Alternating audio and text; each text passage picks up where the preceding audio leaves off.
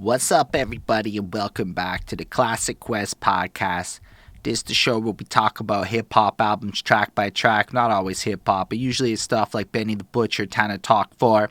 It's also the other albums we do, but we like to plug those keywords. So we're talking about Benny the Butcher, Tana Talk 4 today. My name is Holden Stephan Roy. My name is Chris Chrome, having some webcam issues. Always does. And yeah, this is the show where we're going to go through every single song on this album, this Benny the Butcher experience, this Tana Talk 4. We're going to talk about each of them, let you know what we're thinking on the songs. If you hear live on the twitch.tv/behind that suit experience, you get to listen to the songs with us. If you're watching this after, which most of you probably will be, y'all can go ahead and follow us on Twitch to be here Sundays, 12 p.m. EST. You can come watch it with us. Otherwise, you can catch it later on without the songs, and Spotify link in the description if you want to go ahead and listen to them. But you probably have heard the project if you're clicking on this review. You saw how long it is. I get how this goes. On that note, we like to get everything started by describing our familiarity with the artists so that you can know where we're at coming into it, because you may have some questions like why these two talking about Benny the Butcher like this, etc., etc. So on that note, Mr. Christopher, why don't you let us know where you at with your Benny fandom and such as we start this adventure and journey? Benny the Butcher is always an artist that I'm gonna listen to. Always. Recently noticed that I've made it a point to want to listen to a lot of the Griselda guys. More so Conway and Benny, just because I know that I enjoy Westside's just the voice. I don't really care for what he says a lot because I don't get it, but his energy's dope. So Chris is not down for fly purple Taylor on the ones, and then you're like, I don't know what the fuck you're talking about, but it sounds But cool. it sounds hype. It sounds hard as fuck. It sounds hype. No, but honestly, I love what Benny does. I love his wordplay. I love just the imagery he brings to the table all the time. I've never been dissatisfied. Just to be honest with everybody, it was between Tana Talk 4 and the rise and fall of Slaughterhouse, which I was like, you know what? I'm interested to do the Slaughterhouse project, but I heard the first two tracks and it just sounded like a bunch of grown men bitching about a bunch of grown men. So I was just like, yo, we're going to go do something that we're going to enjoy. I think this would be dope. That's right. If I want to listen to grown men talking about stuff like I need to be more clout driven, I would much rather go with the Griselda version of it, because low key they do rap a lot about how they wish they had more attention and more and I'm not, that's not even a hater thing. It's literally a theme on this album that comes up. I also believe that the whole Slaughterhouse beef, it's kind of like, yo, pay attention to us. Everything about it feels like that to me. But yeah, I don't know. I heard all the singles off the Slaughterhouse album, but I was like, wow, by the third one, I realized how little I care about this. The first one was like, ooh, somebody spilling tea. And then I realized that the tea was really bland and really boring, and it was like, wow, I just don't care about Joe Budden, Royce da 5'9", Joel Ortiz, or King Crooked / Crooked Eye that much. At least in the context of their drama, bro didn't want to answer the Zoom call. I'm like, bro. I caught the last of, so I think rollouts really kind of fuck with how your project is received, because I saw the Instagram thing first where it basically was Joe Budden and Joel Ortiz telling each other to suck each other's dick, and Royce is there I don't want to do this right now. And that already kind of set me off with this project. I was like, we're already starting with beef. And yeah, so rollouts do play a part, guys. And just wanted to bring that up. You know what? I realized the Benny the Butcher project didn't do any of that. It was just there was that J. Cole single, and then Tana Talk 4 is here. And I'm like, I think I care more about this project, all things considered, just because I already kind of fuck with Benny the Butcher. For me, it was I think it was around Tana Talk 3 that it dropped. The plugs I met in Tana Talk 3 came out around the same time. We did reviews for both of those. I was like, oh, say word. Benny be spitting some interesting knowledge stuff in the middle of his bars. And I got, you know what happened? I like listening to Griselda when I'm doing boring things, like grind stuff, because it's you're listening to dudes who grinded and got success. So it's well, if I'm grinding, I'm going to listen to guys who are going to give me grind music, I suppose. So I really appreciate them for that. Coming into this though, I like Griselda a whole bunch. If you were to ask me to really like, you played a song and then you gave me a song name and said connect these two things together, I would fail that test really heavy. Like I've not heard a Griselda song I really disliked, but I can't Right. remember like any of them individually at this point, except for maybe the stuff off the Plugs I Met, which I really did listen to a lot. But I just find that like I can just consume their music and I can go back to it. But I find it all like is this, I don't want to call it super homogenized, but like it's mad similar. Like you know exactly what the fuck you're getting coming into this. You Well, know I what think you're there's getting. like comfort to that. I think there's comfort to that. Like But sometimes, I've heard people and they're like waiting for their artist to drop a new album or a new project or the group they like, and then they get the new project and it doesn't really fit what they're looking for in terms, which, hey, as an artist, do what you want, be creative, go outside the box. But I think there is like a comfortability or a comfort in, I know what I'm gonna get from Benny. And the thing is I happen to really like what he does and the whole thing. So my expectation is I'm gonna like this album because I already like what they do and they're gonna give me. And then you look at the track list and you're like, ooh, 38 Spesh there. Ooh, you get more Mm, excited because you know it's gonna triple the fuck down on what you're getting, and it's Tana mm. Talk, which is, as I've learned, Montana Avenue talk, representing where he come from and the various levels of his past life. So it's going to give you a flavor of that part of his world, which I expect to be, like a combination of braggadocio, good advice, and proper flexing like a grown man. So with the beats, apparently it's a lot of Alchemist and Derringer. So like, dope. You know what you're getting with that. Like, you know exactly what this project's going to be almost before you listen to it. Down to the cover, like, everything about it, I was like, I kind of know what I'm getting. And spoiler alert, I got exactly what I expected. So, like, I kind of feel like that was my thoughts coming into it, especially with the title. Now that I know what it is, I enjoyed the series. I think it's, like, cool. He's keeping it alive. Um, the cover's cool. I like his art style with the, like, painting of a photograph that he has going on. I don't know what you think about the cover and the title. So I thought it was kind of cool on how he kept it consistent with Tana Talk 3, with the same type of oil painting, same type of Yeah, presentation there. I like how it's still kind of like younger, but something that did stand out to me, right, is that's Conway, Benny, and Westside, as right. far as I would be concerned. And um, Yeah, I'm double checking that. n- right, but I kind of looked at it and I was like, you never really know who ends up being who, because like no shade at all, but I'm Nah, looking it's at Machine this Gun like, Black, him and Westside Gunn. ah, So Machine Gun okay, Black being the brother that was unfortunately taken. okay, okay. I should have checked that. My bad, guys.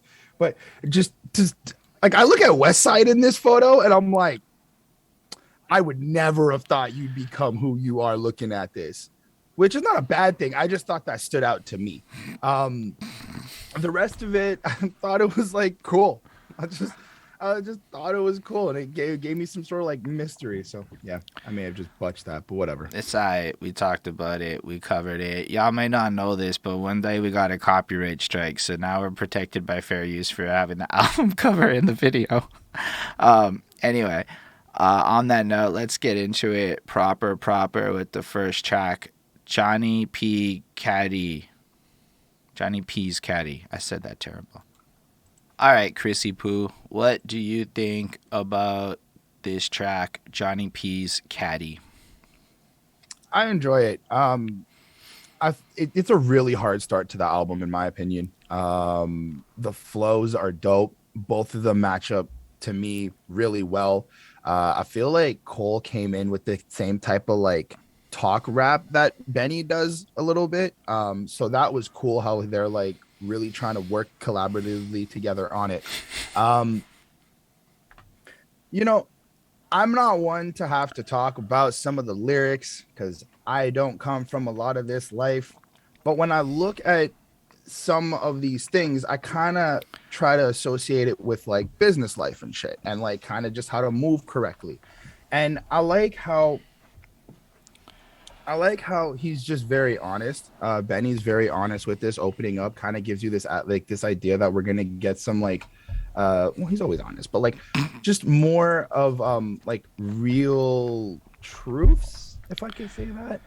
I It's a good thing. It's a good fucking song. I didn't really feel J. Cole's verse as much. I felt like that was just really cool how Classic he J. built Cole. on like Not feeling his um verse. That's how I feel about him lately. fair enough. I like the line. The reason why I think it was cool is because I like the line when Benny's like, they're gonna remember me because of how I put words with imagery, and then J. Cole kind of comes in with that attitude and On the gives you this night I whole was like born, the description rain of was pouring, God was crying, lightning struck, power outage, sparks was flying. Anyway, which is dope. Like it's dope that he's able to create that. But I felt like J. Cole flexed more than tried to give us a lot of knowledge on this. Um, Benny did the Benny thing and just really kind of separated himself from everyone else, which I thought was really dope and something that's consistent though. Like he likes to remind us, like, yo, I'm not like you guys. I don't do this for cloud. I don't do this for like the hype. I do this because I love it, and this is really what my life's about. So I thought that was really dope. I left it with a 4.2 on 5. so I think it's like an interesting start. Like, I mean, it's a big flex to have J. Cole at the start of your project, right? But like, arguably, I'm not that into J. Cole's tone on this song. Kind of like, I really like what Benny does. I feel like he comes in strong, and what I believe Benny does interesting with his tone is how he's in this position of success, almost looking back. But he's just kind of letting you know, I've been through some shit. There are some scars to that situation. People may question the credibility and things, but all things considered, we put the effort in. Like, I really like when he's like, they want to know what I brought to Griselda. I said validity. And just even the way he said that line, the pause in it, I say validity. Like, that shit is really nice. That flow is really like, oof. And that's what I always really loved about Benny, is I feel like he's really strong with his placement of syllables and his ability to create a conversational tone with you, and it just feels like he's humble about it, like actually humble about it. Like, he doesn't actually need your approval. I mean, I kind of feel like high key he wants all of our approval with a lot of the stuff he says, but like, he doesn't feel like he really needs the approval. He just kind of wants the recognition for it. I think that the approval seeking though comes from like this idea, like they know they're good, but we kind of like we as fans champion other type of shit. And I guess that's like the approval. It's like acknowledge us for like the actual good skill rapping we have, and not for like what y'all kind of. I don't know who's not acknowledging them. That's the only thing. I know everybody, and everybody I personally know acknowledges them.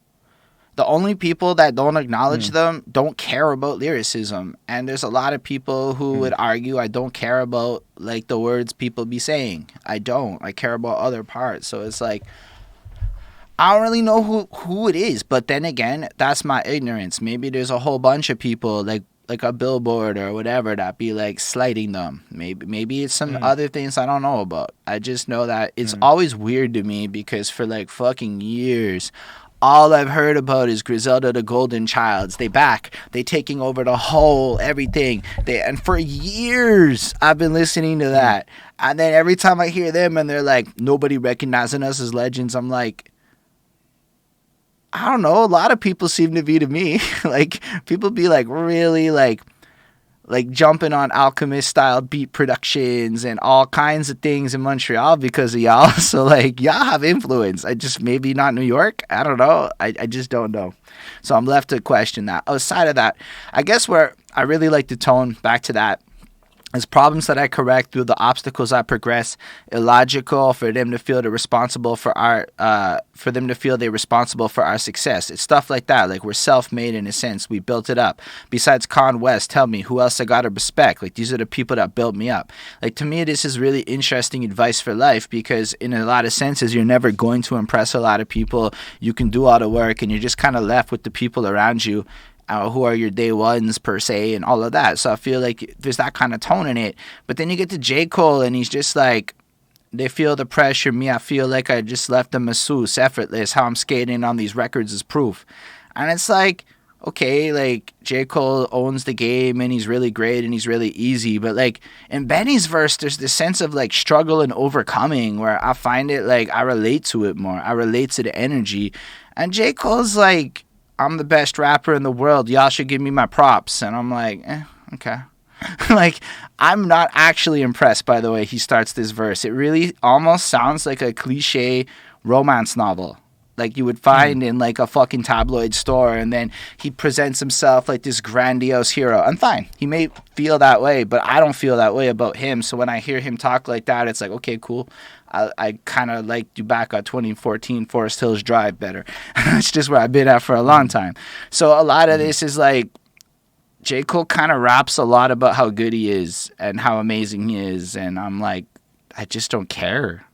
Whereas Benny does it in a way where I learn shit, so I care more. And the flow that J. Cole does is aight, but it's a really loose, airy flow. Whereas I'm really fucking with like the tight precision of the Benny flow and his confident delivery. Whereas J. Cole feels like small dick energy. I don't know how else to put it. Benny has big dick energy on this song, and J. Cole has small dick energy. But what the fuck do I know? I got 7 million views, and every time I talk about J. Cole like that, I get hated on. So, it is what it is. I love the beat. I think it's really dope. It really kind of captures it. I mean, like, I enjoy listening to this kind of sampley beats and stuff. It's a really good vibe. I think Alchemist did a great job on this. Overall, it's a pretty strong start to the project, but honestly, I don't like J. Cole's verse at all. So I'm going to give it a 4 and say that I'm really excited that the rest of the album picks it up for me. On that note, we can go into the next track, which is Back to X. All right, Chris, what do you think about this one? Yo, when Stove God Cooks was like parallel park my Lex, I don't know why I think that's so hard. It just sounds so fire. Like, it's not. You're just parallel parking a Lexus, which is dope. But it's like, I don't know. There's like a high degree of, like, there's a risk factor to parallel parking of a Lexus in a tight street, So starting off, I like how Benny kind of shows us a shift in how people are a little bit, if I understood. His first line is like, I'm eating caviar off ciabatta that's chopped in. When I quit, the guys I fed off narcotics done got slim. And I was like, is that because like you're no longer selling narcotics? They're not chilling with you no more. They're not really getting money with you because things have changed. They're still in back then. And I thought that was a kind of like, I kind of took that, like, he upgraded in his life, and then his influence on the sphere of the world he was in was so powerful that when he left, people were unable to replicate and fill the void. Thus, they were no longer eating, and they got slim. That's what I took from that, which I thought was like a flex. I want to make flexes like that in my future. Like, I got so famous that the people I used to help out aren't as good now because I went over there. Like, that's a flex. No, that is a definite upgrade.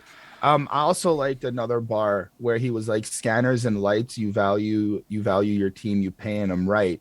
Candid advice, you go need them when they read the Miranda rights. And I was like, yo, that's some straight like life advice. Like, make sure you hold down your people. Make sure you're really like taking care of the people who like fuck with you and support you and shit. Because when times get tough, you're gonna want that loyalty. You're gonna want those people in your corner to be like, nah, he's straight, he's this, he's that. You also don't want them to snitch on you because you treated them bad. That's dope. That is true. That is true. So I really enjoy that. But yeah, also when they hold you down too, I guess, when you're locked up.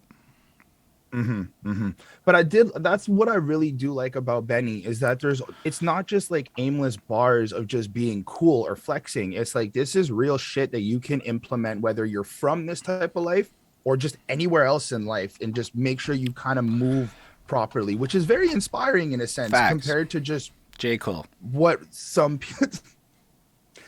anyway, Stove God Cooks, this is not the first time we've heard him, and I have heard like some of the podcast people I listen to really like amp him up, so I may have been a little biased and kind of went in this. Like, he's hype. I love this hook. His hook, like, no, he's everything about that, like back to back. Everything about that hook is like, stop. That's like fucking hard, and like musically it just slaps, and his delivery is just perfect, and it's just like you almost want to sing along with that. And then I'm like, I don't know if I should, but like, yo, I want to.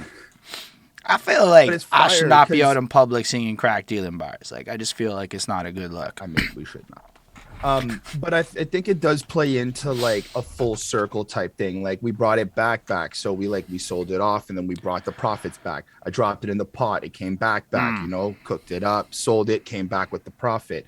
Have my shooter bend a corner. I bet he It, back. When it's you bend a corner and you spin the block. So it's like there's pretty clear. fair enough. So I thought that was cool. That was very whatever. But then just the way Stove God cooks just breaks down his whole verse in this storytelling exactly with like what Benny said on the last track with like his imagery and all this stuff. I was sitting there like, wow, I really feel like I'm in your trap house. Like just me personally, I'm like, this is really, really good. It stands up really, really well. I like how just he flows with it and he's got this like disconnect in his like persona. Like he's just so focused on just staying with to the money and keep grinding and keep going that it's like, yo, I'm gonna rap about it, but like I ain't got the energy. I'm really focused on this. And I'm not trying to say he's lacking energy. It's just like when I hear him, it's like, yo, this is really my life. This is what it is. I'm just gonna rap it to you, and then I gotta It's get like back I don't to have to business. impress you. I'm actually gonna go Exactly. ahead and make my money over here. Exactly. And I thought it was fire, like Like I super turned fire. 17 ounces to 39. I mean, that is like literal magic.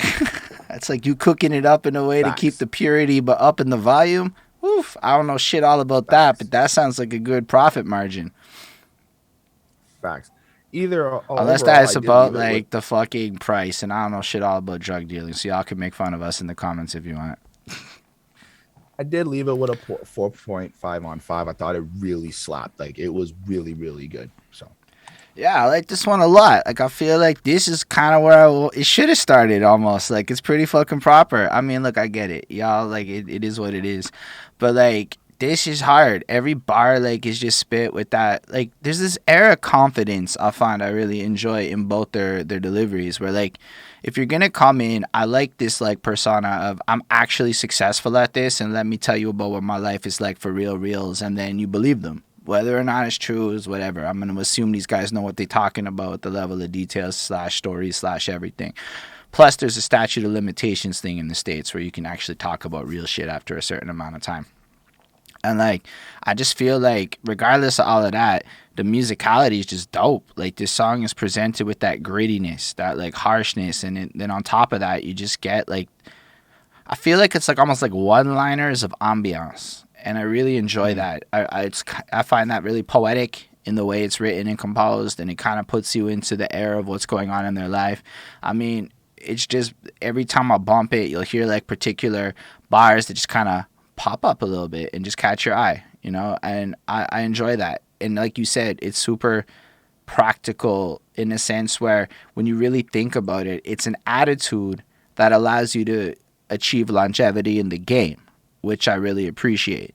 Um, and I just, you know, otherwise it's like flary shit. Like I took orders cooking fancy in kitchens like Gordon Ramsay. Like it's just flair. It's like whatever. He's doing his thing. But I've always been more into his delivery.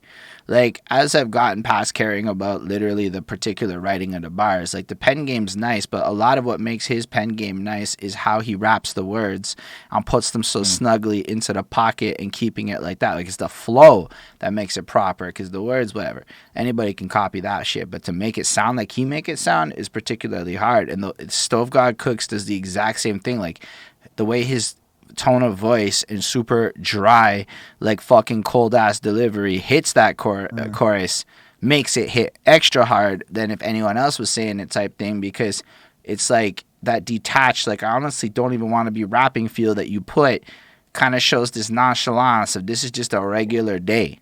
And meanwhile, we just keep doing it. We bring it back. And, you know, I just enjoyable. And it's simple. And it just hits. And I really appreciate it. It doesn't need the superfluosity of, like, extra technical bullshit because it's just proper musicality that makes it snug. The whole verse is delivered with the same air of confidence. And like you said, it's really, like, kind of, you know, a sense of storytelling of, like, this is my life but also like I done did this, I've been here, like this ain't a thing to me. We in the rental about to freeze, don't you turn up the degrees, it's a brick in the vent. Like you know, just those little ambient things where it's like you can almost Mm. picture maybe that happened one time. Somebody fucked up the drugs because they turned up the vent. Like, I never thought about that, but I suppose when you're stashing drugs in a car, maybe you can't use all the car functions the way you normally, you know, that kind of Mm. shit. Anyway, Mm. I did want to say one more thing too. In terms of like, again, more like knowledge advice. Stove God Cooks. Watch Big Homie lay that shit up on the heat like Harold Miner, and I'm just like, yo, that's some mentorship type shit. Like, granted, it's like maybe not in the best way of life or something, but that's like go find yourself somebody who's gonna show you how to get some shit done. And facts. like you could either take it the way they're saying it, or you could just be like, It's go find a applicable. mentor, which I thought was cool. Yeah. And I think that's dope. Like for me, that's a big thing. If you're a grown man and you're not dropping proper advice laced into your bars, I'm not going to enjoy it as much. And I don't mean pretentious preaching like some other people do. I mean like proper, practical, good, like poetry in a sense. So I like this one a lot. It's like a 4.5 for me. I guess we can move on to the next one, Super Plug. All right, Chris, what do you think about this track? Well, for me, this track was like, it really ties into more of that give back to people, really looking out for your squad is kind of just what I took overall from this. Yes, there's like parts of this track that you get like, you know, some of the struggles and some of the, you know, having to drive around with his daughter in the car while he's got drugs in there. And you kind of get like this, like, oh shit, like you really kind of had to go through it and everybody's kind of helping you out and you're trying to just make every grind count, which is dope. But the overall feel of this song to me is really like, my mission statement is to feed mine and my people and to really help everybody that may not be able to do it themselves. And I think that's just the most powerful thing overall that he could be explaining it. I like how he's using like the super plug in the sense of like find that person who can help you kickstart this dream, but also in a way he's kind of also like the super plug to some people once he does start making some of the money and once he does start kind of helping out and providing, which I'm pretty sure he does, and all that. So that's really what I want to say about this song is that it just has this overall powerful mission statement to it that I really enjoy. Um, Everything is solid. The beat's fucking dope. The way that he like Alchemist has like certain stops in the beat in the middle of the verses and Benny just like nails it on the cue was really cool. I just it was dope. It was really really dope. I gave it a 4.5 on 5. Yeah, I think you kind of hit this one straight on. I mean, that's kind of where I've been driving at, where it's like the overall gives you something to think about life advice stuff. Like, the more I navigate through the hip hop world, as I've been learning, it's like mad people are selfish, right? And like a lot of Mm, people like to talk about how great they are and how much they do and how much they've accomplished. But like some of my favorite memes on the subject are like, you know, everybody like to talk like they're the king of their city, whatever, but go check how much they give back. Go check how much they do mm, to build. Go check how much they actually put that effort in. And it's like mm, when you look at successful people and like the bios of like the greatest of the greatest, everybody's career is all squad and team and like kind of put together like that. So the fact that he's kind of laying down that knowledge here where it's like, yo, my team is how I got here. All I'm trying to do is get me and mines out there. Don't forget anybody with it. Find the plug, become the plug, and make sure that you keep everything distributed because you're going to need these people. It's like really good advice on top of the fact that that hook slaps. Like it's really catchy. It gets stuck in your head. Super mm. clean delivery and just, you know, ties in the main point of the song. I keep everything real. I'm really about everything else, and we're really about that growth. And then the verses just kind of elaborate it more. You know, I made it in the streets. I used my team to get through this. You know, we went from having to share clothes and being kind of real poor to everything we buy costs mad money. We've succeeded together. And I think that's Mhm. like the main emphasis of it while kind of, you know, describing a little bit what he's up to. He's too smart to get caught, etc., etc. It's a really good song. I really like the flow a lot of it. I like the way he just kind of lays it out with the poetry and the imagery of his mind. But again, it almost feels like an audio book to like tips to get through it. Like there's so much little snippets I feel like that just ties into shit I've read that it makes it like extra enjoyable for me. What kind of stands out a little bit, just because one more point, is like, you know how like a lot of rappers are like, I did this myself and this and that and this and that. I feel Yeah. like Benny is kind of showing me like, yo, even though you've got people in your corner who may not be like supporting you right now or like be able to do things that they want to do to help you in your career, you still kind of have to hold them down because once shit gets stable, they're gonna be there.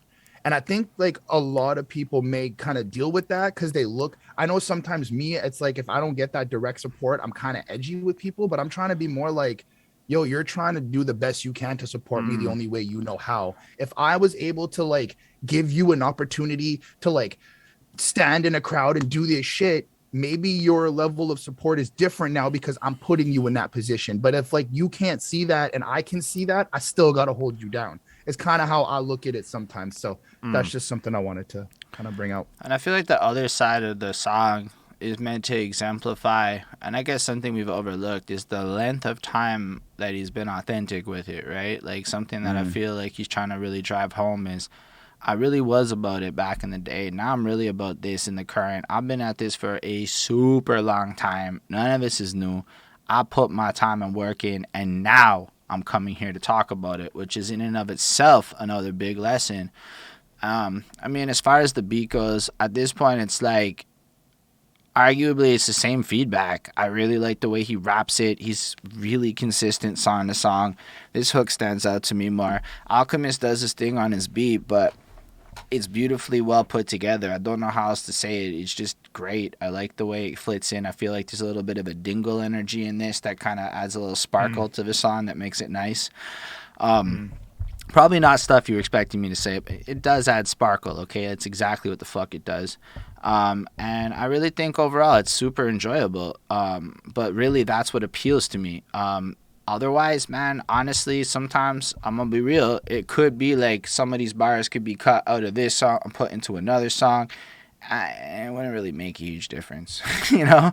Like, this Mm. might be for the sake of criticism, which I don't really want to do, but why some people Mm-hmm. don't put them at the higher pedestal because they really do just do the thing they do, drill it the fuck home. And it's pretty great. And it's pretty amazing. And when I'm in the mood for it, it's exactly what I want. But like what really impressed me with the Conway project is how by the end of it, it was like a whole bunch of fucking new songs and shit. Now, granted, this is Tana Talk 4. I know Benny's versatile. I know it, you know, and that's what I'm saying. Mm. I'm just kind of trying to add some context. So, like, in the big picture, this may Mm-hmm. be why Mm-hmm. people feel away. But, like, at the same time, this is the series and he's doing what he's doing, honor to it. Like, what else are you supposed to do here? And he has done other stuff with other people around the way. So, to give it all fairness. I, But 9 times out of 10, arguably, it really does feel like it's this, which I often want to hear. So it's always enjoyable. But it really but does I think there's rely on a like, fan base or a bunch of people really wanting this. but I think that's like part of the commentary, or at least part of the thing where it's like, because I've heard it before. Like I said earlier, it's like if he were to do something different, some of his fans might fucking hate him for it. So he's like, yo, I'm gonna just keep doing what I gotta do. And I know that this is like what is essentially gonna keep working in a sense, but it's also really real to him because he doesn't want to Yeah, change. And I and feel I'm like not if you saying he just keep should. I again, Mhm, mhm. like, and I do understand the complexity of it. I'm only bringing it up because on both this album and the Conway album, they both be talking a little bit about how they want more love for the accolades. So I'm Fair, fair, left with fair. that as an overtone to what I'm thinking about. Like, why don't they get more accolades? Why is it that when I check the fucking view counts on this shit, it's like, 67,000 views and not millions of views, right? Like, these are real, legitimate questions because they brought it up. Not me. I didn't bring it up. Benny brought it up on this very album. So I was stuck thinking about it as we go through it. Otherwise, I really like this one a lot. This is one of my favorite ones. I'm giving it like a 4.75. Like, it's all love from my end of it because I happen to think Benny's my favorite of them all in terms of how he writes and how he presents his stuff. And it really reminds me of like a Robert Greene book. And anything that reminds me of a Robert Greene book's a good time. But that's my preferences. And usually if I like something, it's some niche shit. Anyway, the next song is Weekends in the Perrys. All right, what do you think about Weekends in the Perrys? Still pretty solid with the project. The beats flows right in nicely, still connects with everything, and I'm loving it.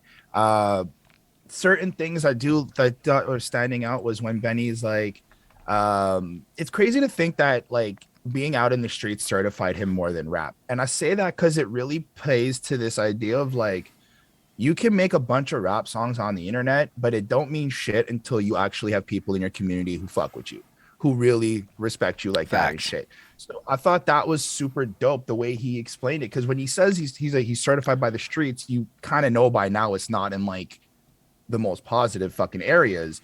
But it's crazy to think that even in that type of life, people are like, yo, this is still a relationship, friendship, like some type of ship. So that was something that was really cool. Um, Everything else pretty solid. Kind of just gives us the similar type of stories and kind of how shit goes. So that was really cool. Boldy James, if I'm not mistaken, this may be like the first time I hear him. I could be wrong, but I thought it was cool. He came back with like the same type of laid back relaxedness like Stove God Cooks did, which I thought was interesting. How like the features so far don't seem to be as like super hype. They're more like serious and just kind of want to talk to you and really have you understand like what they're saying more than just kind of catch onto the flow. Now I did like how Boldy James was like, feel like I've been betrayed by my silhouette. Mistakes was made to correct. How I deal with the fame made me get upset. And I was just like, okay, this is some real personal shit. Like you're really trying to explain to us how you're dealing with shit inside, how you're kind of changing as a man, how you're going through like getting fame and shit. So that was really, really cool to me.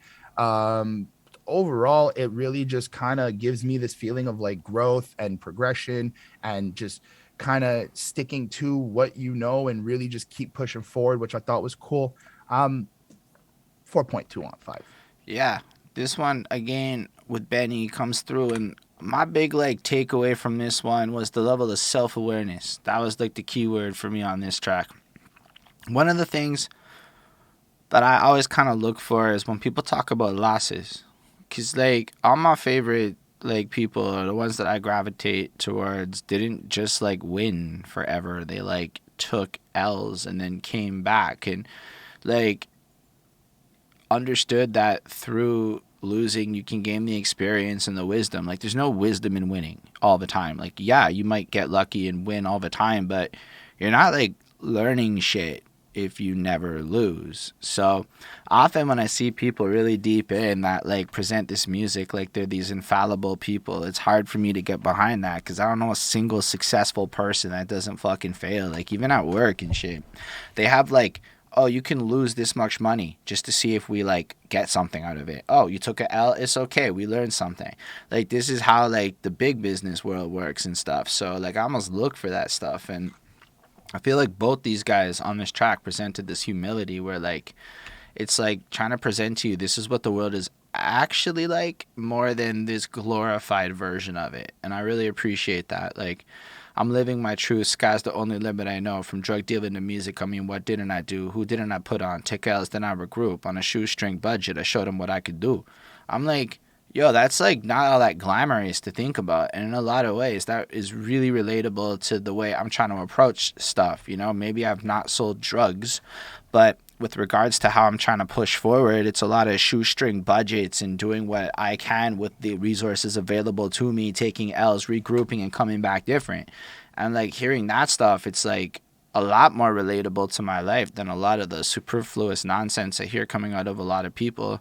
So on that front, I really, really enjoy it a lot. And it just hits the beat nice. And it's really, again, just super consistent to what I've been saying because it's like that's kind of what we're getting. I also really like the Malcolm X reference just to kind of like put that life character because like Malcolm X like sold dope, and I mean the way it's presented in his autobiography, it's like he invented interstate weed dealing via trains and shit. I might be a little overstating that, but like that's the way I understood it reading that. But then he goes on to being like civic leader and stuff. So like the correlation of a drug dealer turned like, honestly, social activist is an interesting comparison to make with his words and what he's trying to do with it now. It's like, I did that, but now I'm here trying to make the most of my life. And I think he really is putting a lot of knowledge into his music and trying to set an example. And with Boldy James, I felt like the same level of self-awareness. And that's what I really liked about both the features, that thing that you're describing. I think it's that, like, their energies just kind of match that, like, energy Benny brings. Like, I know where I'm at in the bigger picture. I'm comfortable. I put this much work in. These are the results. It's like this cold calculation to the flexes. Like, I really, like, was 2-time in my dame. I'm a bigamist. Like, that's a blunt statement. Like, I'm so comfortable with myself. That's just kind of where I'm at. But it's also had to quit blazing cigarettes. And it's almost like, sorry, the previous line is that. So, like, there's this sense of, I was doing these bad things and I got to kind of do better now. But the gang half of the blame, I live with regret, my brain a bit of a wreck. So it's like, I lived incorrectly and I have to live better. And these are the psychological consequences of that. I'm like, that's pretty fucking powerful shit. Like, that's real shit when you go through certain experiences and you have to be different. For me, that's what makes it, like, really cool. Like, yeah, there's the other side where it's like chefing up Audie Kane in the kitchenette. Also, kitchenette, that's a great word. People don't use that word enough.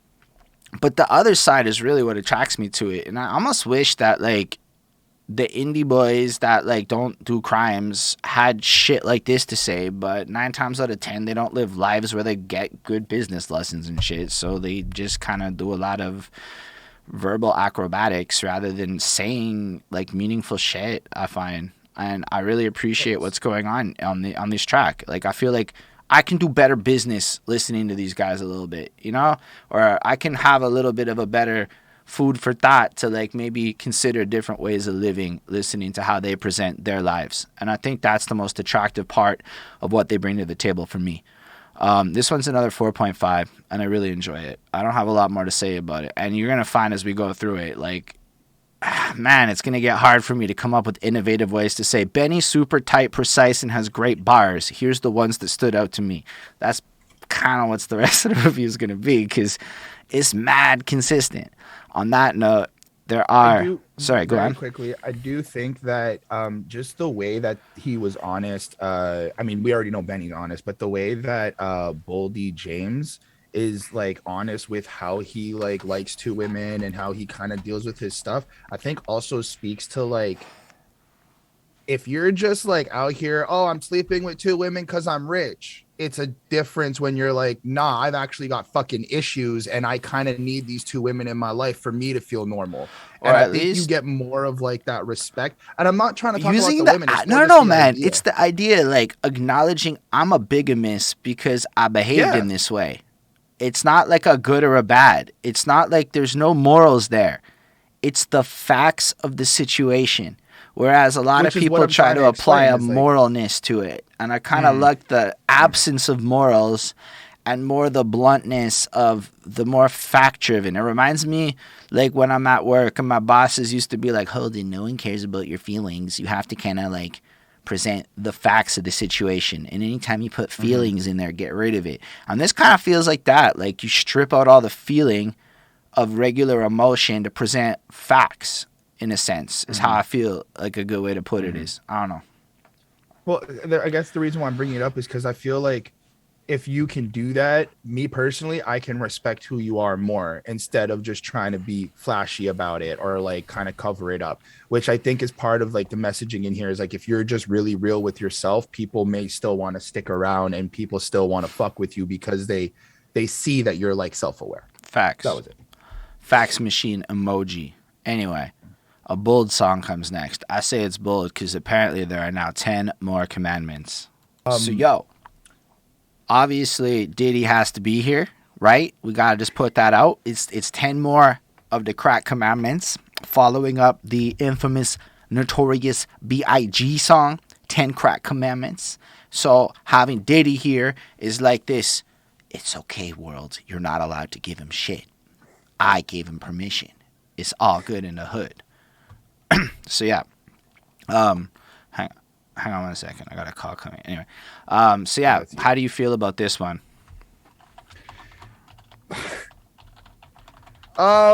So I don't have much to say because I know fuck all about selling crack and how to run this shit.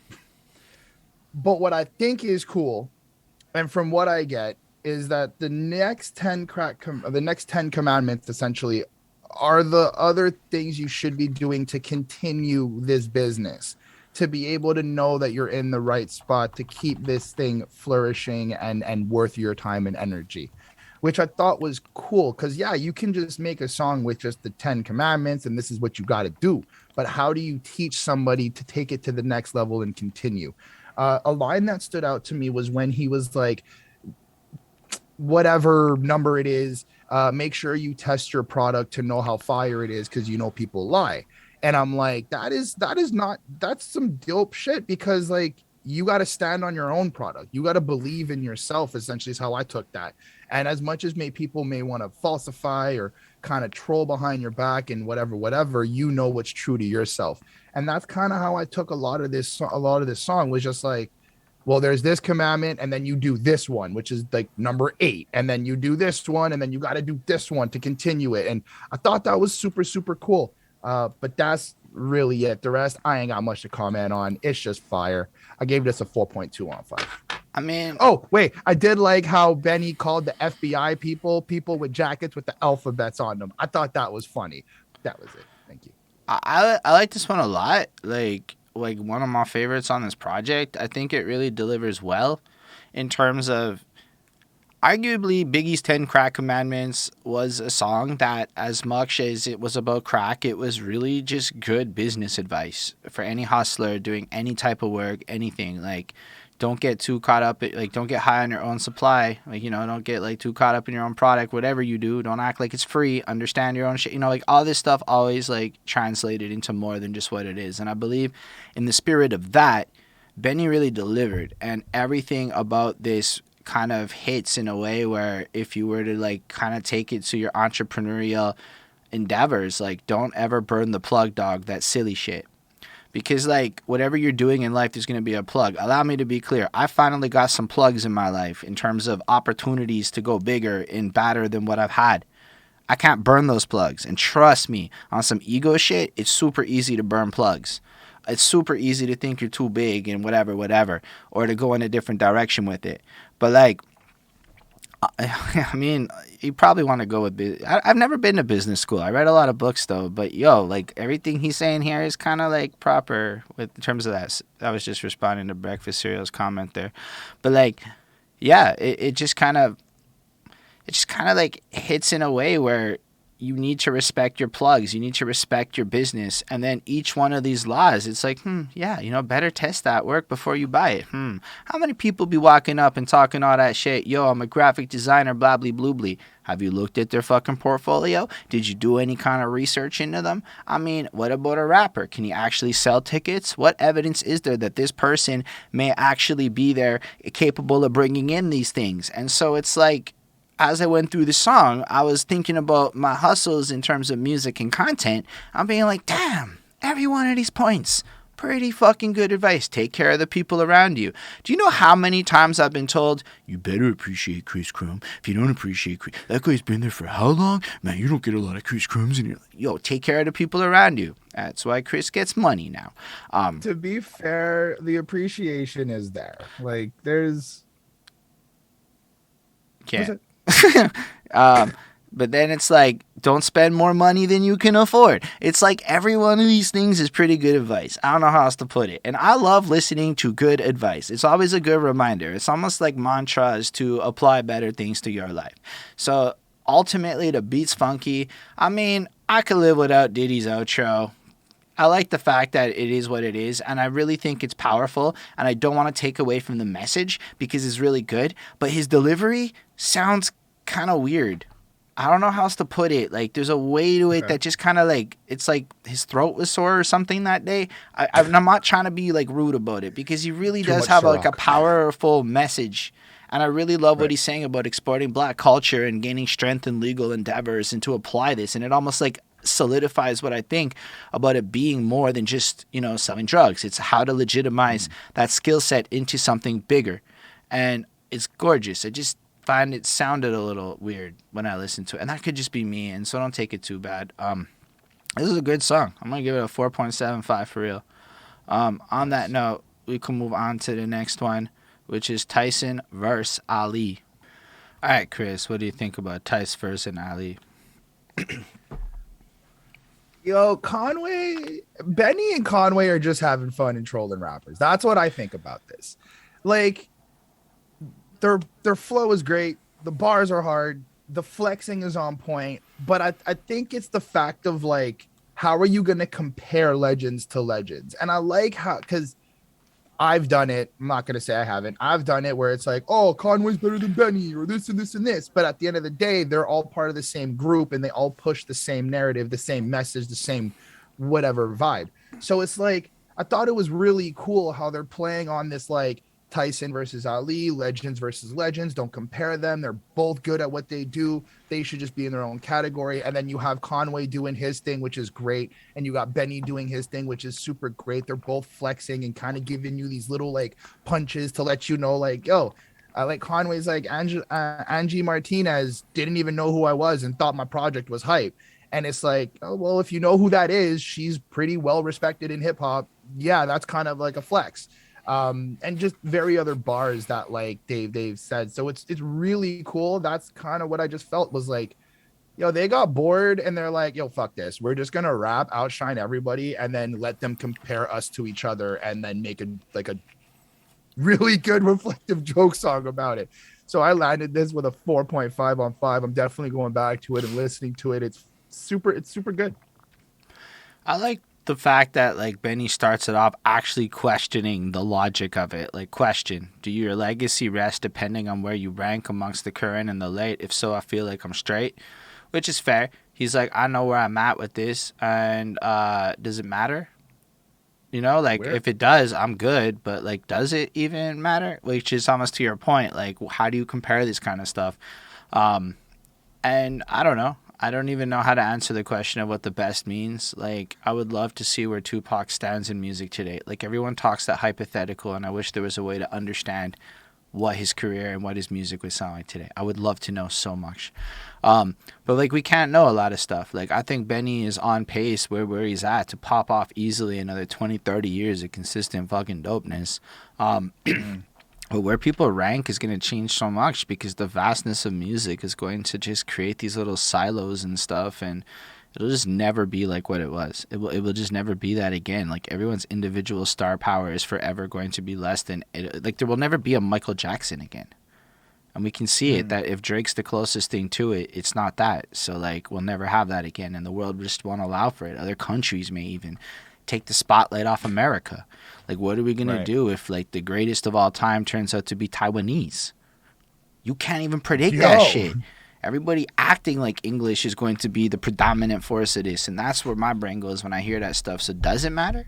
I don't know. Benny doing this shit. He's straight. He's rapping and selling weight. He just got them genetic traits. He's just really built to it. Or do people really care? Do they just want to hear the music? And I love that he's asking these questions because arguably I think a lot of people asking the questions, and then, you know, he's just kind of like confused on how people compare the people on the same team, upon which I'm like, that's not confusing at all, Benny. That's literally how the world works. When we have a team of people that are all aligned, we pick our favorite. You have a favorite Avenger. You have a favorite player on your hockey team. Why would you not have a favorite player on Griselda? Like, it just is illogical to question that because everybody has favorites and everything. Otherwise, if you're looking at it in the metaphysical, like, does this really matter point of view? Yeah, I get your point, but yeah, of course it matters, DB. Like, it makes it more fun. It is more fun to have I'm Team Benny while somebody else is Team Conway while somebody else is Team Westside Gunn. It makes it just more enjoyable to be a fan of the music if we're allowed to do this. That's the honest answer. Otherwise, it's like, okay, cool. Great, y'all rap good. Nah, we gotta have a little flair to it, and I think it's fun. And I've never done it maliciously. It's like, I love all three, but, you know, like, that's a great conversation to have. And frankly, the way list and shit work, again, making it more like wrestling and sports and shit, it's not like bad for fans. It just might be annoying to live through. So on that note, I love what he's doing, and I love the meta commentary on that conversation and just kind of chiming in, and it feels like and his focus is not about this clout and this fame and shit, and perhaps that's not something he really desires or wants to be a part of, but arguably it's gonna help you get the legend you're hoping to get.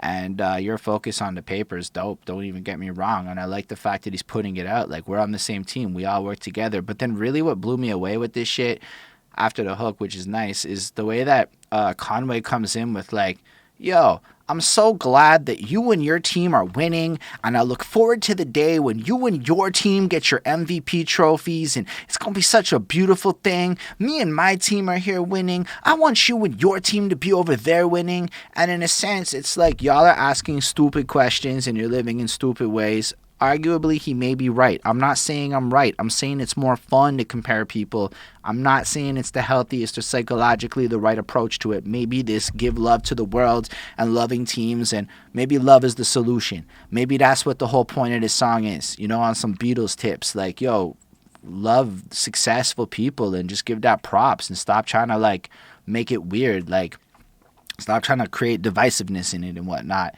And that's what I feel with this. And it also is really just amazing to see Conway, who just dropped his project and shit, to come right in and be like, Benny, if I'm not seeing you win, bud, it's just not worth it for me. And I'm like, that's some real Canadian shit right there. I like that a lot. This is a really great track. It's a 4.75. I super enjoy it. I think they do the tight flow thing. I think everything is proper with the beat. This one's Derringer. He's as good as Alchemist. I can't tell them apart, to be real with you, on this project. So they both fucking bring in excellent quality. F's with the whole situation. Let's move on to Uncle Bun.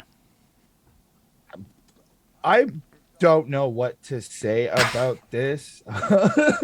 It's what really is cool to me, and what I really do appreciate is when the rappers go on the back to back and just kind of go like some type of cipher-esque type of flow. So that's what was really, really cool. Besides that, I am not able to comment on anything that was said. I just want to listen and understand the life you guys have had and remind me that I fair, but like I ain't got shit to say. I'm just like, yo. Chris is like, oh, they're talking about drug dealing and shit. I don't want to say the wrong thing. I ain't saying shit. But it's dope. Like it's actually really, really cool. I just figured out that they're both the same age. Benny's 37 and 38 Spesh is 37. For some reason, going through this, I felt like it had this like generational gap where it's like the old guy giving you like insight into how it is, and then the new guy kind of showing you how things are now, and look how similar things are, but really they're the same age, so they probably were just doing it together, which is kind of cool. Either way, I gave this a 4.5 on 5 just for the fact that I really like the whole back and forth thing. Like, I'm super biased when it comes to that, and it's really well done, and the raps are on fucking point. So yeah, and there was like one part that I really enjoyed from 38 Spesh. It's like verse 5.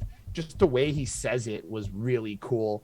And I was like, that, I don't know, my ears just enjoyed it. You know, these hoes ain't shit, so I cheat and don't commit. I'm rich. I just can't go to sleep with a broken bitch. Yo, but that's good advice, bro. Like, if you're rich, I know. Like, you got, okay, yeah. Like, I know it's going to sound callous, but sometimes getting involved with somebody who maybe, like, isn't in the same energy sphere as you can compromise your dollars, right? So it's not necessarily a generalized cast-all. It's just he's saying, I can't handle somebody who's broken in this capacity. If they want to fuck, is what it is. But, like, I mean, he doesn't necessarily contextualize all women. It's just saying a broken one is a dangerous threat to sleep next to, fellows. Keep that in mind. Fair enough. The rest is like gun bars, but I don't know. I was like, yo, that was hard. Like, just whatever I was doing and my ears were just like, yo, that was hard. So I enjoyed it. It's dope. It's still consistent with the rest of the project, still holds up. I gave it a 4.5 on 5. Yeah, I'm really into this. Now, first of all, I got all sorts of biased love towards 38 Spesh because he took a clip of me talking about him and put it on his Instagram and was like, yeah, props. And so, if 38 Spesh found me praising his, because he was doing like the Robert Greene albums where, like, you know, like 38 Laws of Power or like, you know, yeah, super fire. And like, what I realized listening to a lot of these dudes is in a lot of ways, like, the communities that people be in maybe don't have the same literacy rates that middle class Canadians deal with, where like wildly like it's not equal education. So sometimes oral storytelling is a good way to convey wisdom. And I was saying some crap like that. And it was like, in a sense, I feel like that's what Benny's kind of been doing on this. And 38 Spesh does exactly the same thing. Like, I like both these guys for exactly the same reason. I would honestly, if my reviews of them, they'd be kind of boring because they'd be super similar. Like, I'm not pretending like I have the most insight when it's that kind of consistent fire, but it is really good. Like, two people switch so I don't talk to people, two clips. I've seen enough shots for you and your alter ego. I like that line, especially in fucking rap line, where literally everybody has two versions of themselves. Like, do I tag Christopher Johnson or do I tag Chris Chrome? I'm one of the only people I know that has full government name in this shit, in this little world. And it's like everybody almost like embodies two versions of themselves. And I have a whole alter ego. What you seen online, this is the alter ego. But like, it's kind of like a wild thought because it puts it bluntly. Like, be careful. People are duplicitous in their nature. And the chances are you aren't talking ever to the real person if you're in public around other people. Ain't nobody fucking real unless maybe you're alone in a room with them and you can look them in an eye type thing. Otherwise, it's a lot of similar stuff. I really like the line, I don't drive cars with keyholes. Like, I that's cool. Like, that's like a level of evolution. But it's beyond that. Like, you just got beep beep beeps and it all opens for you because you're so fancy that it works like that. I don't know. The rest of it's pretty dope. It feels like this flexingness. Each line is delivered. 38 Spesh just has this confidence and this power in the way he puts his bars out. Where I guess Benny does too, but I really appreciated the way it felt like equals, just spitting game, back and forth, taking it off, handing the torch over, both giving out lessons, mantras like, yo, fuck a life sentence, pray God hand me the right riches. Like, this is visualizing success and not predicting and self-affirming the bad shit, you know what I'm saying? Or like the coldness of Benny being like, I sold dope to a fiend while she pregnant, emotionless. I'm not a caseworker. That's not a reason I sold the shit. And I'm like, oh, wow. It's like this bluntness. Like, yeah, if you're going to be in the game, be in the fucking game. You don't get this, like, level of being a caseworker to the people. Cold, but it's kind of effective shit. Like, if you're going to go and do some business, you kind of have to commit to that shit. Anyway, beautiful song. 4.75 on 5. I really enjoy it. All that's with a caveat of I have to be doing the right shit in my life to want to listen to this. And it's often doing some work-related material. Like, I got to be on a hustle of some kind. This is not Sunday afternoon bike ride music to me. But when I'm in that mood, that super serious shit, this is exactly the kind of stuff I want. I guess we can move on then to Thowy's Revenge. Actually hard. All right, Chris, what do you think about this one?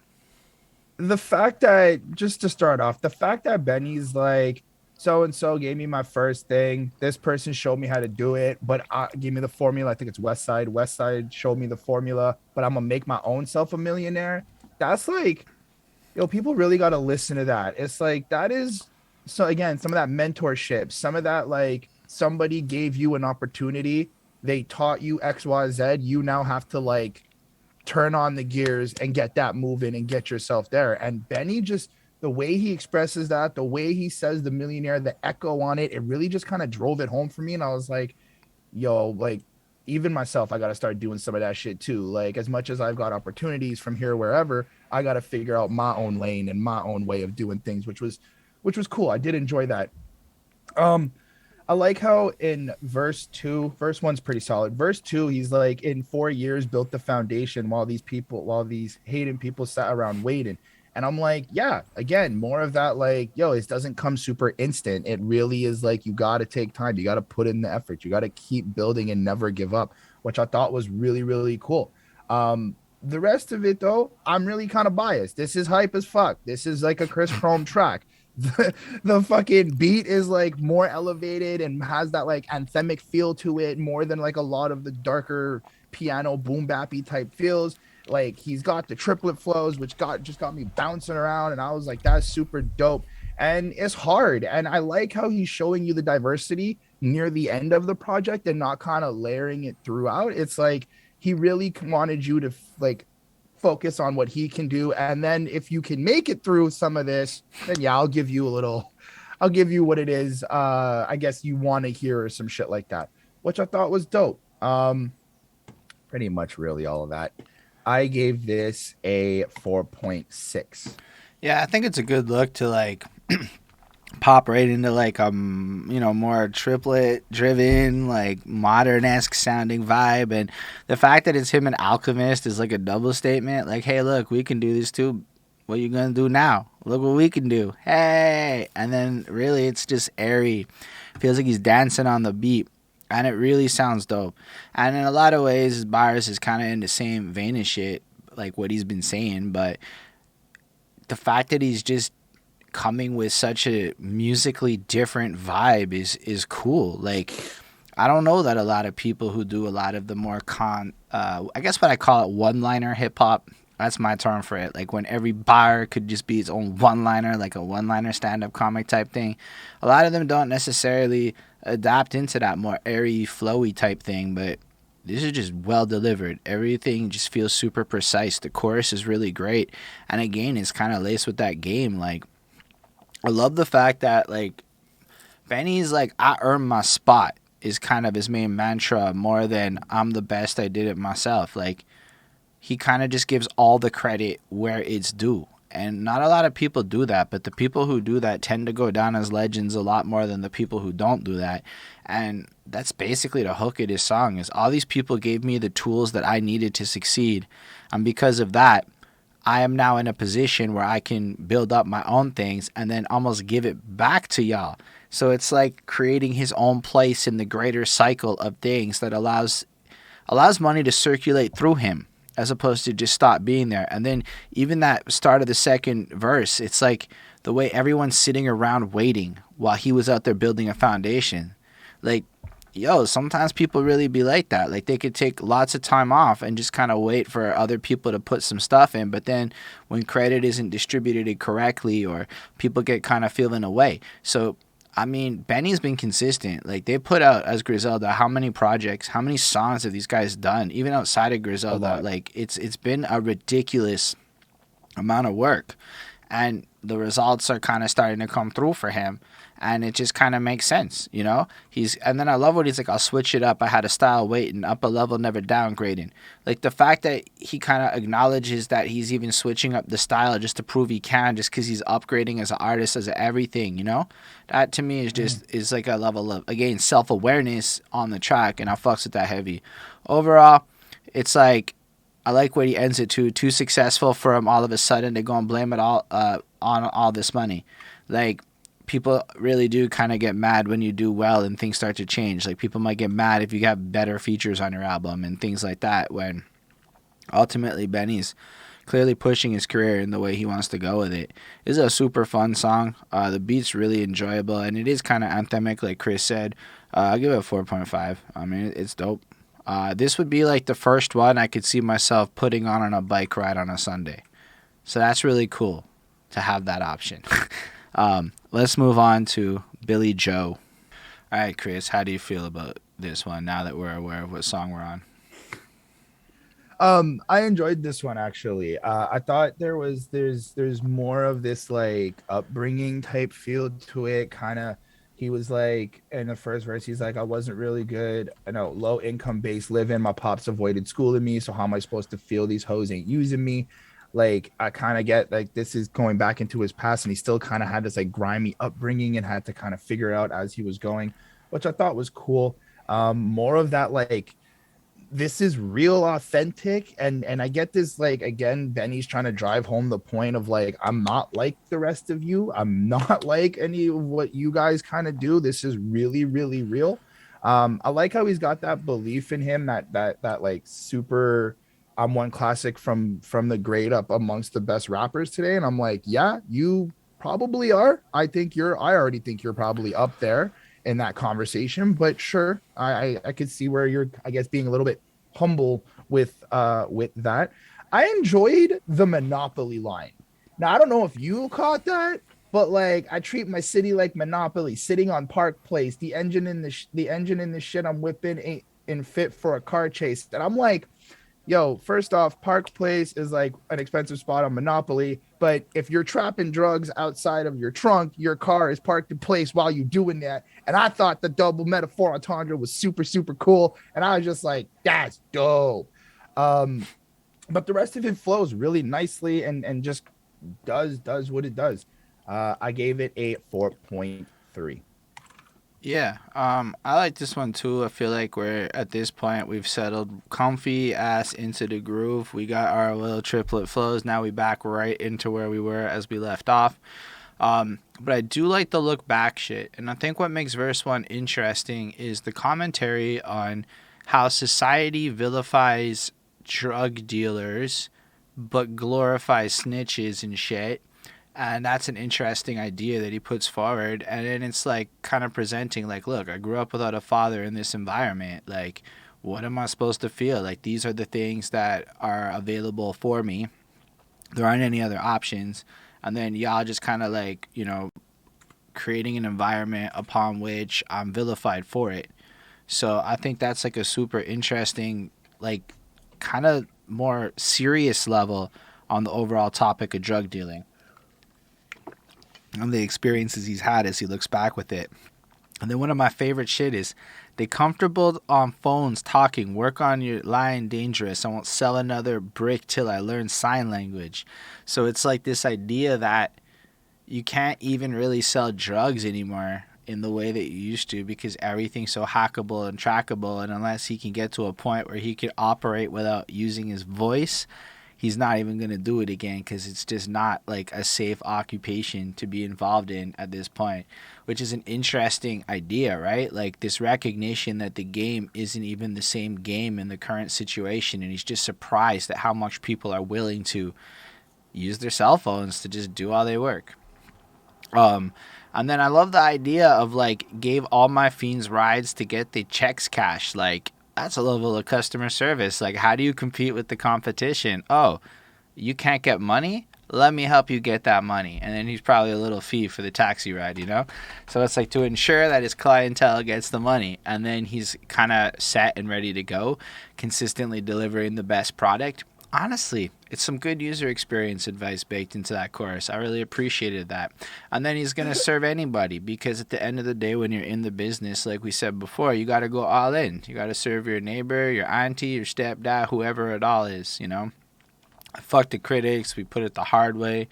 Just this idea that like they kind of went at it and did it independent and authentic and kind of stuck true to themselves, even though it took longer without doing the weird gimmicky shit. I feel like they just kind of put their work in. But my favorite line in that second chorus is just nobody cried when they killed Al Poe, or like I took that as Al Capone. I might be wrong. But if that's the case, it's like it's an interesting notion. Like, how does your legacy go out? How are you going to be? How are you going to be perceived? So there's like this giant, almost desire to rebrand and to become known as something bigger. Hey, Genius is actually showing us Benny for once. They almost never show us the artist we're talking about. Anyway, so yeah, I like this one. I think the chorus slaps. I think overall it's a good, snug track, and I super enjoy it. 4.5 on 5. Let us move on to the one that actually has Westside Gunn on it, Guerrero. All right, how do you feel about Guerrero? It's dope. It's dope. I have no idea what Benny said. Westside said. I just think it's hype. I mean, obviously reading the lyrics, it's a bunch of like experiences that he's been through and kind of like more of that drug dealing and kind of drug experiences that people around him may be dealing with. But it's just I've always loved what Westside does, and I think it's funny in like a very positive sense. Like he has so much fun doing it. When he was like, "Show girls mill worth of jewels, bitch, I'm still here," and he's like holding the hair. It's just I don't know. I chuckle a little bit because it's just I can hear you having fun doing it as much as you're like super serious and down to business and ready to go. You like to crack a little bit, which is dope. So I enjoyed that.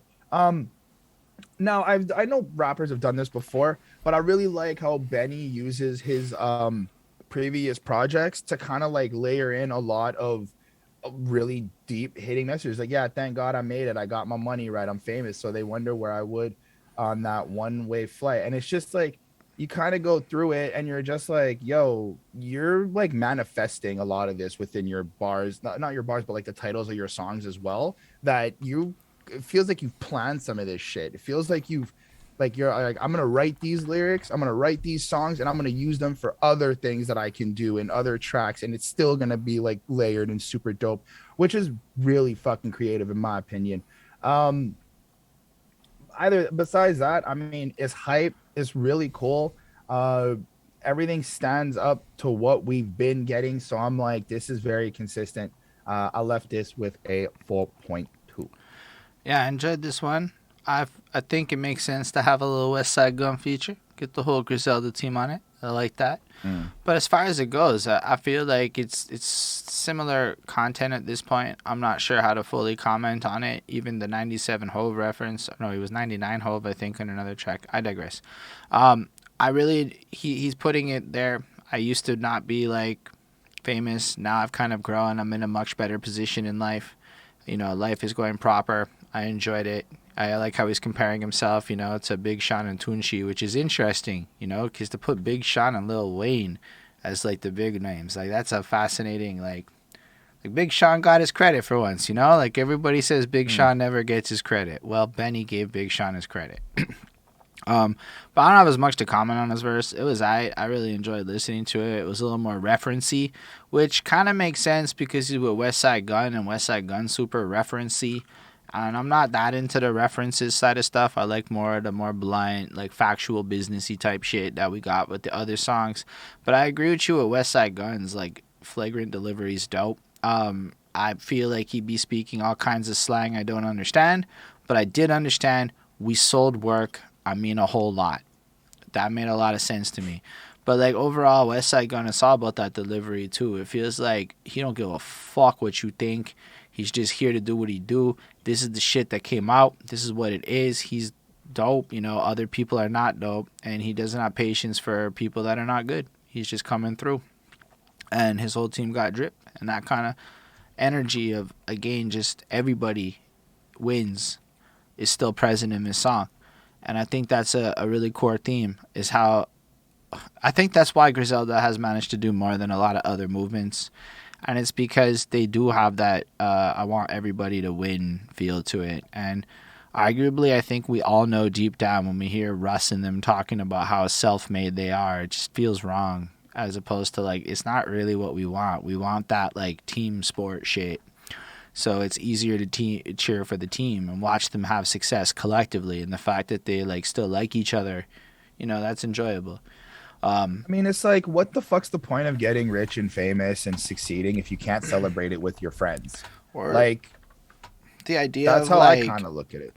like I get the idea of not having new friends in the sense of clout chasing, like people Mm-hmm. in like surrounding you for the sake of an entourage, but like I always find the idea of people who get all famous and stuff and then are like, Psh, I'm by myself on an island and I don't need anybody. Like it just sounds miserable. Like I hope that if I get fame and stuff, it allows me to just meet more new cool people I could have never met in my life. And I just want to meet the smartest and dopest new people all the time. And like, I don't know, maybe it's just my life compared to others, but I don't want to win alone. That just sounds miserable. That sounds like when your suicide rates go up and things, like it doesn't sound good. Whereas the But that idea also like of winning as a plays into team what they're saying. is pretty Yeah. dope. Yeah. That's what I like about it a lot. So I'm going to give it like another 4.35 because I don't really understand it as much, but it's enjoyable to listen to. So let's move on to Bust a Brick Nick. I like the line he went, I got a movie deal, but chilling because my real life like a book. And I'm like, that's hard. Because if a book is really, really, really good and it like is consistent and serious and stuff, they usually turn that into a movie, which again to me kind of feels like he's manifesting this shit. He's putting it out there in the universe and he's really trying to like speak his wants into the universe, which is really dope. And I really do enjoy that. Um, the whole part with like the bullet wound and the karma, it's like that was really real. I'm just bringing it up because it's like it's good to kind of acknowledge, like, be honest with people that real shit could happen. It's like if you want to play in this world, you got to also understand that these are type of things that could happen. I'm still blessed to be alive.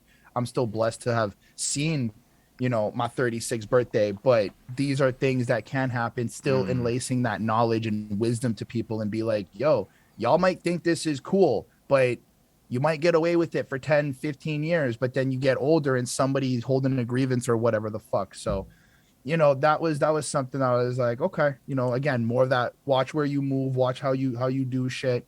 Um, I like my little crypto investment was probably triple your necklace. I like how he flowed crypto investment and necklace together, but it's like, damn, he's also kind of showing you like you got to get on this stuff. You got to enter the new wave. Like forget investing in like your superficial shit. Go invest in something that could potentially blow up, could actually make you double profits and stuff. More of that knowledge and wisdom. I thought it was dope. Very, very consistent. Arguably, doesn't he also say on this very same album, we buy like fucking necklaces and shit because when you're broke, you can sell that shit? I mean, fair. I guess it's like, but so I would say that him saying that is more of like, I'm not buying it to show off. I'm buying it to make a profit and still Right. in that business mentality. I Yeah. think in this case, like the crypto is the investment and people are just buying chains to be like, look at me. Yeah, I feel That's kind of how I took that. I mean, you're probably not wrong. I'm also looking at it like, yo, what I flipped is worth more than what you flipped. Or like, Fair enough. I mean, yeah, no, go on. No, that's pretty much it. I mean, they're like everything else is really just kind of getting into it and really like kind of decrypting a lot of the bars. It's actually just one full verse, which I thought was cool, just kind of straight to the point. I do like some of these one verse type songs where it's more focused on just like, yo, really listen to what I'm saying, and I do enjoy that. I gave this a 4.2 on 5. I mean, yeah, it's got a lot of one-liners in this one, like a whole bunch of stuff that he's just kind of speaking. It's almost like Benny against the world, and he's got the bars to fill up a 3.5 minute track just full of hot stuff to say, and he's delivering it all with the same consistency, and it covers a wider range of stuff from, your girl sucking my dick on the first night, or she'd ever suck dick on the first night. It's an exception. I'm at that point in my life. Hide the paper somewhere safe, a place them dicks won't expect it. And I like how he flips the word dick now to move into people that's trying to get out of get your shit. So you got to make sure to be smart with your money. And as you go through, it's just overly everything from his successes to just business advice to like all the shit with it that we've been kind of like talking about this whole project. And I feel like there's this desire to prove here across above all and everything else that he really has achieved this level of greatness. I don't know how else to like put it. I do believe that rappers are fucked when he drops is a bit of an overstatement. I think it's a great project, but like this kind of song is just like a bold ass statement, and people who love listening to bars are gonna fucking love this. And the overall energy's great, and as I listen to it over and over, I'm like, yeah, there's like little bars here, but there is no real hook, and it's really more of like an essay kind of outlining the greatness of Benny, and I really like it. I think it really serves its purpose, and deep into the project it feels like the mission statement of the album. A bunch of open, honest, like stream of consciousness shit, and it's super good to listen to. But overall, I feel like as a song, it's like it's alright. It's like you kind of get lost in the flow of it, but you really got to be in a mood for it, and I appreciate it. But it's also like rehashing a lot of things I feel like we've heard before, so it's not like fully like rivetingly new stuff. It's just left me with like, yeah, this is nice.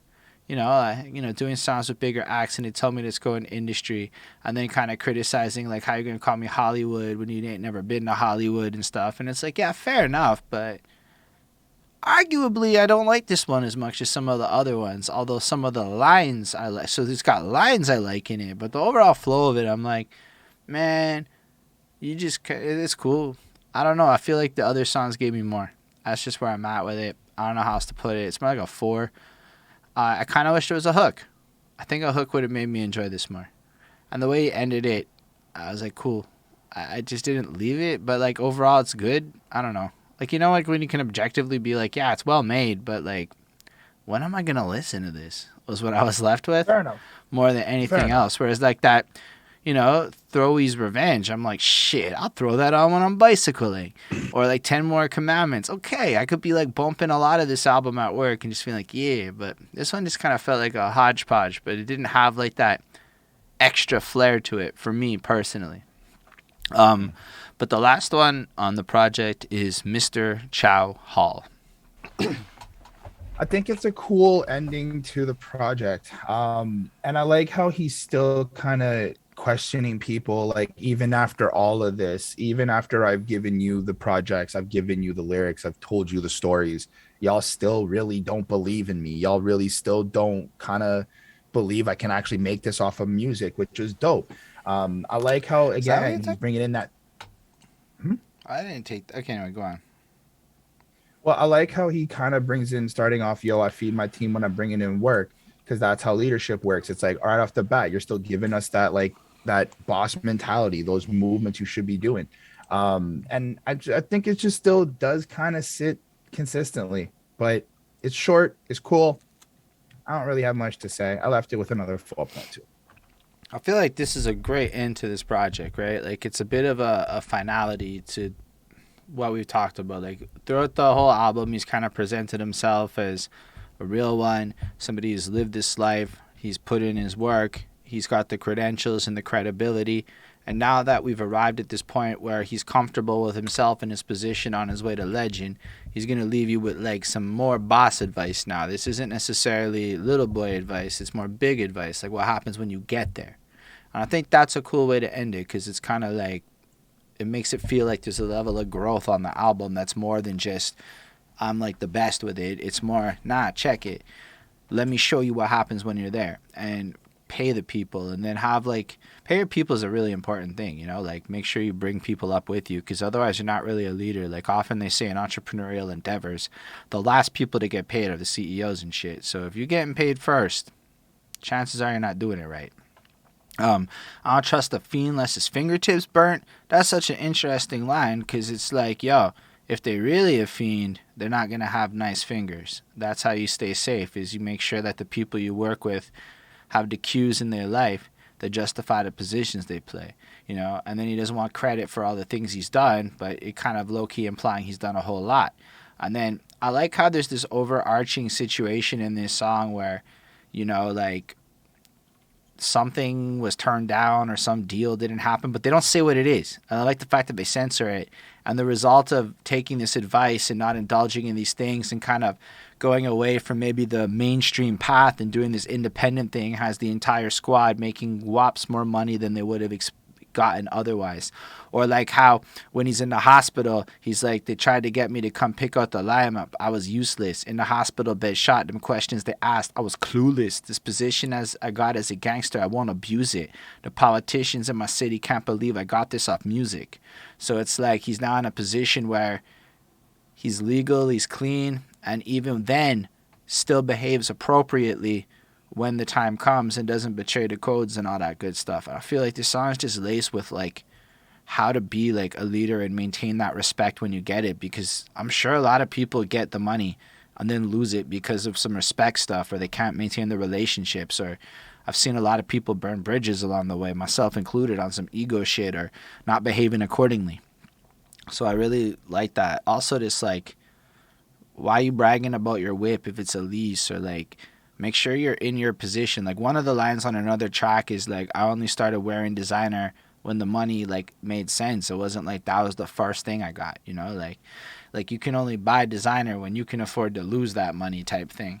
So it's like, but that still plays into the authenticity and the realness of him. It's like, yo, stop trying to be something you're not. People may actually fuck with you more because you can.